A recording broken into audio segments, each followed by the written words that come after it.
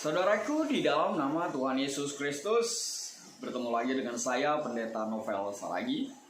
Firman Tuhan yang menyapa kita di ibadah Paskah saat ini tertulis dalam Markus pasal yang ke-16, ayat yang ke-9 sampai ayatnya yang ke-18. Namun ada baiknya kita bersatu dulu di dalam doa. Kita berdoa. Bapa di dalam sorga, terima kasih Tuhan Yesus buat hari ini, buat dimensi waktu yang indah ini Engkau hadirkan bagi setiap kami. Kami teramat percaya ketika Engkau membuka hari, Engkau juga memantapkan rencanamu, karyamu di dalam hidup kami. Tuhan, satu kerinduan kami mau dengar-dengaran akan firman. Maka berfirmanlah Engkau Tuhan, sebab kami siap untuk menerima. Amin. Saudaraku yang dikasihi Tuhan Yesus Kristus, seperti yang saya sebut tadi, bahwa firman Tuhan yang menyapa kita tertulis dalam Markus pasal yang ke-16, ayatnya yang ke-9 sampai ayatnya yang ke-18. Saya bacakan buat kita semua. Yesus beberapa kali menampakkan diri dan mengutus murid-muridnya. Yesus terangkat ke sorga. Setelah Yesus bangkit, pagi-pagi pada hari pertama minggu itu, ia mula-mula menampakkan dirinya kepada Maria Magdalena, daripadanya Yesus pernah mengusir 7 setan. Lalu perempuan itu pergi memberitahukannya kepada mereka yang selalu mengiringi Yesus, dan yang pada waktu itu sedang berkabung dan menangis. Tetapi ketika mereka mendengar bahwa Yesus hidup dan telah dilihat olehnya, mereka tidak percaya. Sesudah itu ia menampakkan diri dalam rupa yang lain kepada 2 orang dari mereka, ketika keduanya dalam perjalanan keluar kota. Lalu kembalilah mereka dan memberitahukannya kepada teman-teman yang lain. Tetapi kepada mereka pun teman-teman itu tidak percaya. Akhirnya ia menampakkan diri kepada ke-11 orang itu ketika mereka sedang makan.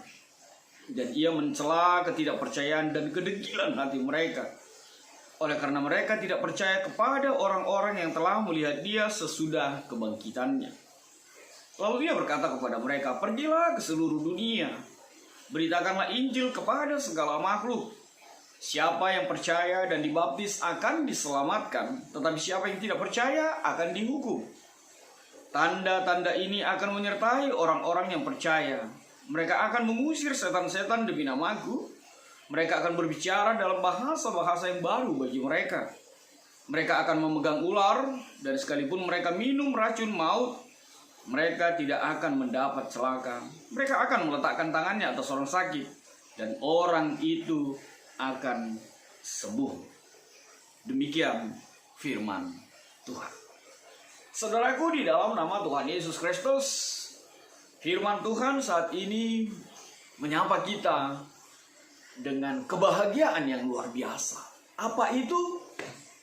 Yesus menampakkan dirinya. Artinya apa? Yesus sudah bangkit. Jesus is risen. Luar biasa sekali. Dan itu menjadi sukacita kita yang luar biasa saat ini. Ketika kita mengenal, ketika kita memahami, ketika iman kita dihidupi dengan semua kenyataan. Benar, Yesus sudah bangkit. Hal yang luar biasa. Yesus kita mengalahkan kematian itu. Sama seperti janjinya. Pada hari yang ketiga, dia akan bangkit. Namun sebelum itu, kisah ini diantarkan kepada kita. Bagaimana Tuhan menampakkan dirinya kepada para murid dan pengikutnya. Hal yang pertama yang bisa kita lihat adalah ada sosok Maria Magdalena. Memanglah luar biasa sekali perempuan-perempuan ini dalam perjalanan kehidupan Tuhan Yesus ya. Berharga sekali perempuan, berarti sekali perempuan di tengah-tengah kehidupan keimanan kita kepada Tuhan Yesus. Lihatlah, Yesus lahir dari rahim seorang perempuan. Saksi pertama kebangkitannya perempuan. Dan memang Orang pertama juga pergi ke kuburan, perempuan juga. Ya, pesanlah itu bagi kita yang laki-laki ya. Bukan mau mengatakan kita harus jadi perempuan, bukan seperti itu. Atau bukan mengatakan laki-laki harus ke perempuan-perempuanan, harus ke ibuan, bukan begitu. Tapi Tuhan mau katakan bahwa kaum lemah itu kaum yang dianggap mungkin tidak punya kekuatan secara fisik, tidak mengandalkan kekuatan dunia ini. Justru itu yang Tuhan pakai. Pertama sekali menjadi alatnya, menjadi saksinya akan kebangkitannya. Walaupun memang kadang ada suka juga bercanda. Ya benarlah itu langkah Tuhan Yesus itu. Perempuan menjadi saksi. Perempuan yang pertama melihat. Emang kenapa? Kalau coba laki-laki atau kalau coba bapak-bapak, kita tahulah sampai di mana informasi itu, berita itu. Coba sama ibu-ibu dikasih tahu berita. Sudah mengerti ya? Sudah nyambung kita ya. Kalau sama bapak-bapak ya cukuplah di dianya saja itu, di dirinya saja itu. Tapi coba kalau sama ibu-ibu, pasti akan rahasia. Ya betul, rahasia. Tapi rahasia umum. Semua orang tahu gitu ya. Karena selalu ya cuma sama kamu gitu. Ada selalu positif dan negatifnya. Tapi saya percayalah ibu-ibu yang menonton, ibu-ibu yang mendengarkan firman Tuhan ini tidak bigus ya. Tahu nggak siang itu pengacara itu nggak gitu lagi ya. Kalau mau disebarkan pun, kalau mau diberitakan pun, ingatlah kisah bom katedral di depan katedral di Makassar. Sangat-sangat menggetirkan sekali. Tapi kita bukan mau bahas itu. Hal yang pertama yang disebutkan adalah Tuhan menunjukkan dirinya kepada Maria Magdalena. Tuhan mau katakan bahwa kehadiran Maria Magdalena di dalam perjalanan Tuhan Yesus itu adalah menjadi bagian yang tidak terpisahkan untuk karya Tuhan yang selanjutnya. Bahkan ketika Maria Magdalena diselamatkan, bahkan ketika Maria Magdalena dibebaskan dari kuasa-kuasa setan, itu menjadi bagian yang tidak terpisahkan dari karya Tuhan Yesus dalam kehidupan kita. Saudaraku, di dalam nama Tuhan Yesus Kristus, benar, itulah perempuan itu. Itulah Maria Magdalena itu, dia langsung pergi memberitahukannya kepada mereka yang selalu mengiringi Yesus. Itulah hal yang kedua yang mau dinyatakan dalam firman Tuhan ini. Berita kebangkitan Tuhan. Berita tentang kebenaran firman Tuhan. Bergegaslah, berlarilah, nyatakanlah, beritakanlah, sampaikanlah kepada semua orang. Agar setiap orang mendengar bahkan menerima firman Tuhan itu di dalam kehidupannya.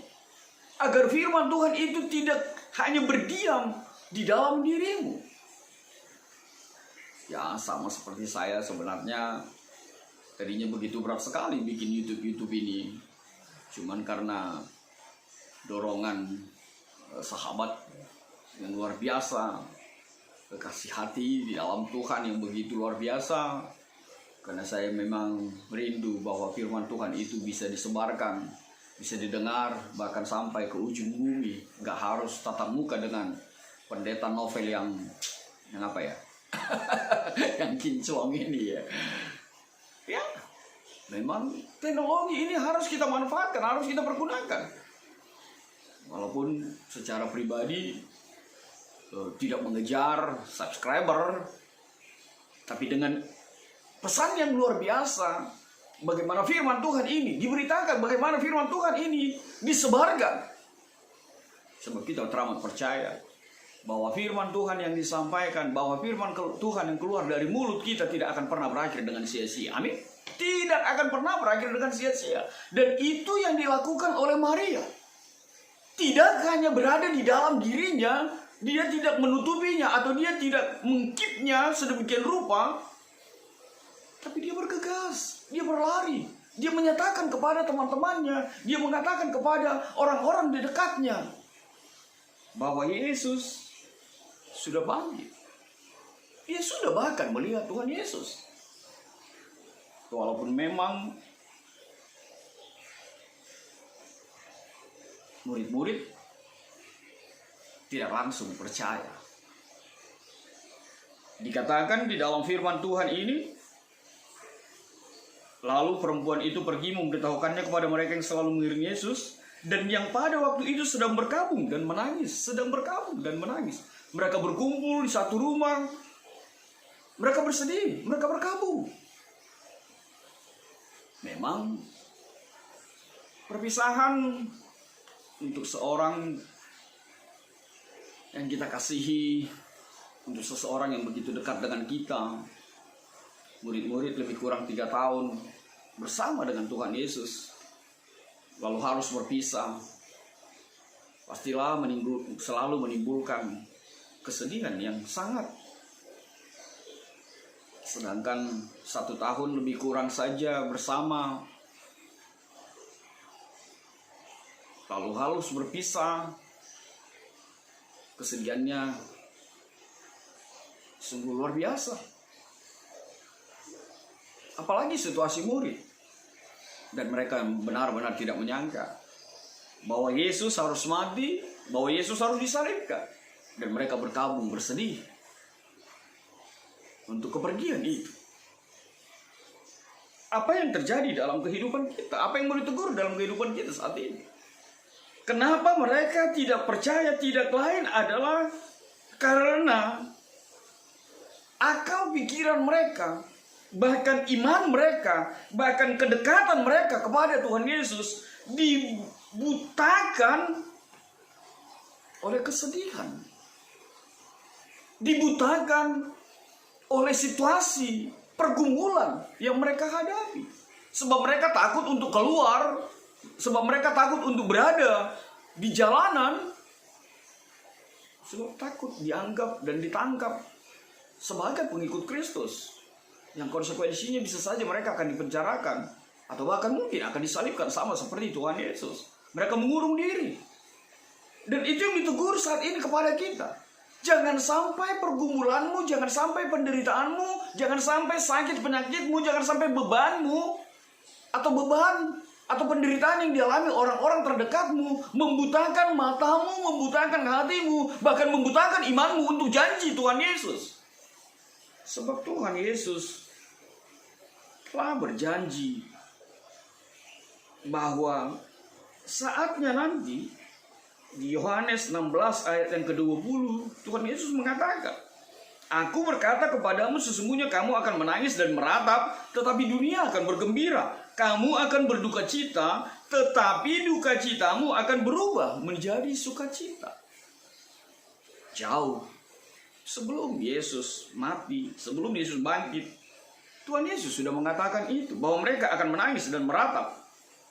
Tapi itu tidak selamanya, karena ketika Tuhan Yesus hadir, menampakkan dirinya, engkau akan bersukacita. Dukamu akan digantikan dengan sukacita.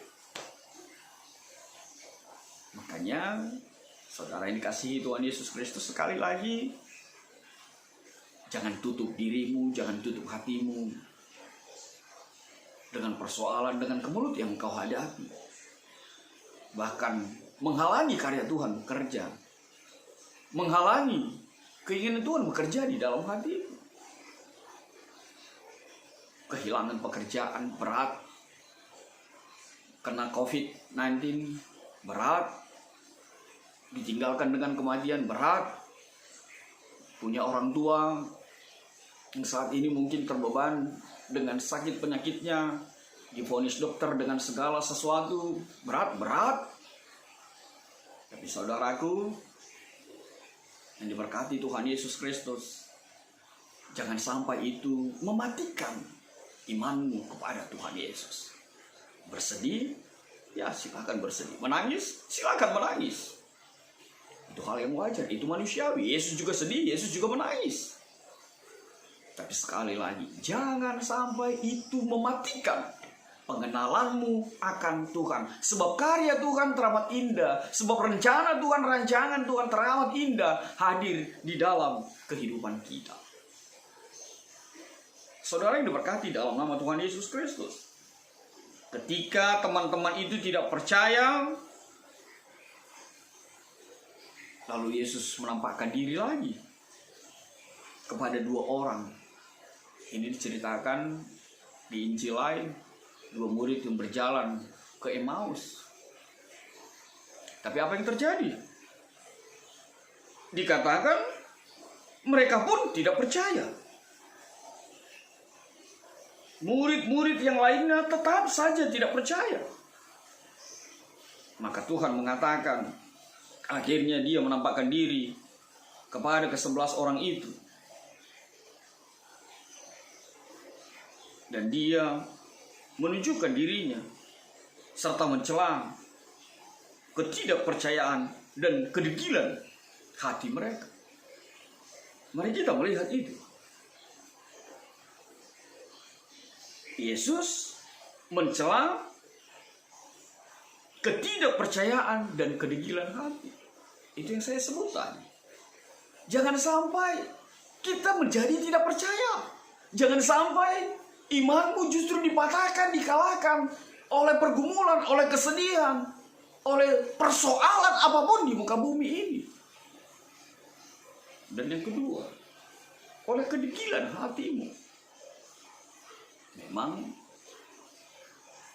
hati mereka berada di dalam persepsi bahwa Mesias yang dinyatakan, yang dijanjikan itu masih bermacam-macam. Dan secara umum mereka berpikir bahwa Mesias itu adalah panglima perang yang gagah perkasa, yang mematikan lawan-lawan politik mereka, yang mematikan, membunuh, membumi, hanguskan kerajaan-kerajaan, kekaisaran pada saat itu.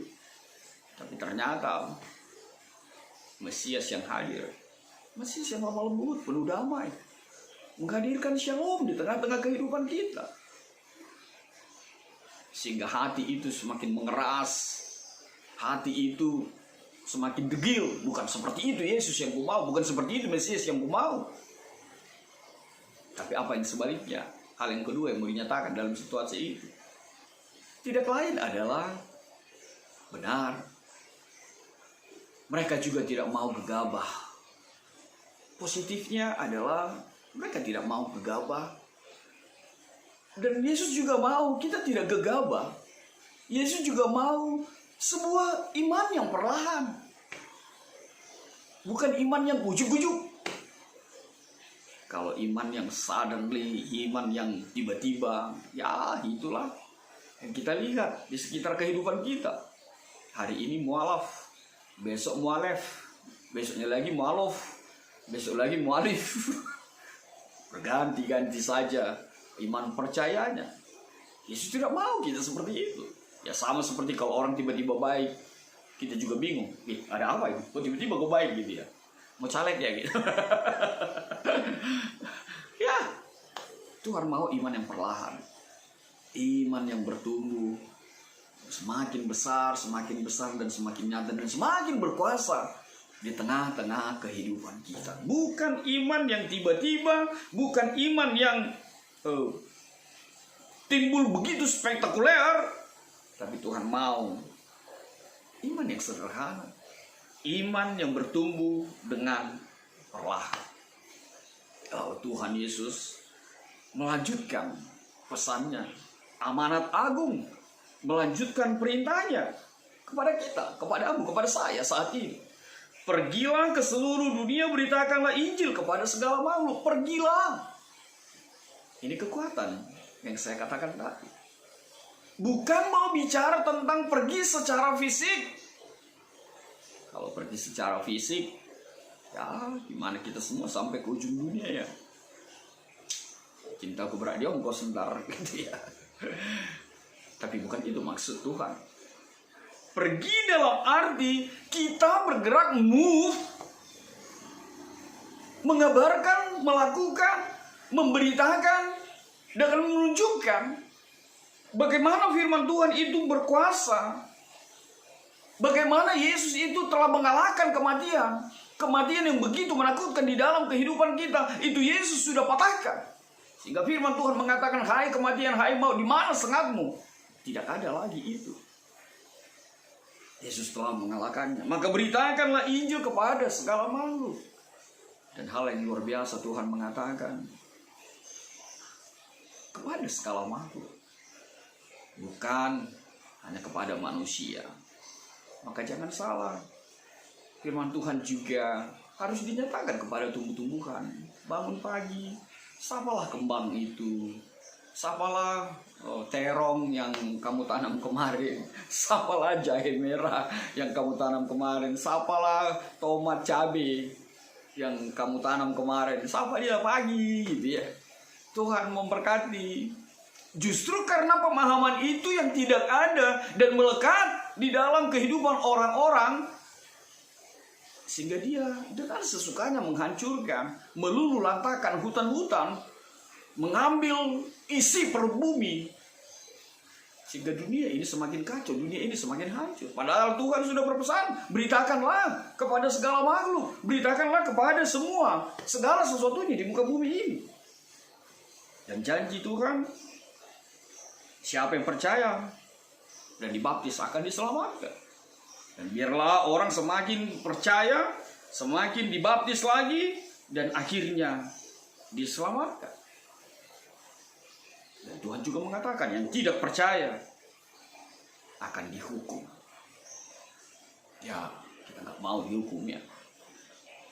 Kita juga tidak mau orang lain dihukum. Gak enak juga kalau surga itu hanya kita saja di sana ya. Gak enak juga kalau surga itu hanya kita berdua saja di sana gitu ya. Harus semua. Dan janji Tuhan Yesus juga mengatakan banyak tempat di rumah Bapakku di surga.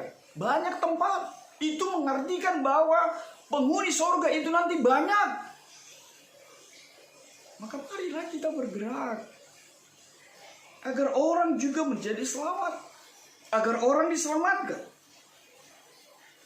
Dan memang sungguh luar biasa Tuhan kita ini, Yesus kita ini. Dia tidak hanya memberi perintah, dia tidak hanya mengatakan kerjakan, kerjakan, kerjakan. Apa itu? Kalau dia yang utus, pasti Tuhan juga yang akan mengurus. Kalau Tuhan yang utus, maka Tuhan juga yang akan memperlengkapi segala sesuatu di dalam kehidupan kita. Apa itu? Tanda-tanda ini akan menyertai orang-orang yang percaya. Kita, aku, saudara semua diberkati mengusir setan dalam nama Yesus. Berbicara dalam bahasa yang baru. Mereka memegang ular dan sekalipun minum racun, mereka tidak celaka. Bahkan mereka meletakkan tangan atas orang sakit dan orang itu juga disembuhkan. Tapi ingat, semua itu di dalam nama, satu nama. Nama Yesus. Nama Yesus. Hanya di dalam nama Yesus. Kuasa itu, tanda-tanda itu akan bekerja untuk setiap orang percaya. Maka percayalah. Kalau itu pun perlahan, bertumbuhlah. Bertumbuh dan bertumbuh. Dan akhirnya imanmu berakar. Akhirnya berbuah. Dan kuasa kebangkitan Tuhan Yesus itu semakin bekerja nyata di dalam kehidupanmu. Amin. Tuhan memberkati. Kita bersatu dalam doa. Terima kasih Tuhan yang baik untuk segala sesuatu yang kami rasakan hingga saat ini. Bahkan ketika kami mengimani dan merasakan arti kebangkitan-Mu di tengah-tengah kehidupan kami, memampukan kami juga untuk bangkit dari bahkan setiap kesedihan, dari bahkan setiap pergumulan, dari bahkan setiap kemelut, bahkan setiap virus yang ada, yang melanda kami dunia ini saat ini. Semoga kami teramat percaya kuasa kebangkitan Tuhan mengalahkan segalanya. Bahkan kematian sendiri pun tidak ada artinya, tidak ada apa-apanya dibandingkan kuat kuasa Tuhan di dalam kehidupan kami. Terima kasih Tuhan. Dalam kasih-Mu kami berdoa dan mengucap syukur, enyahkan Tuhan virus corona ini. Amin.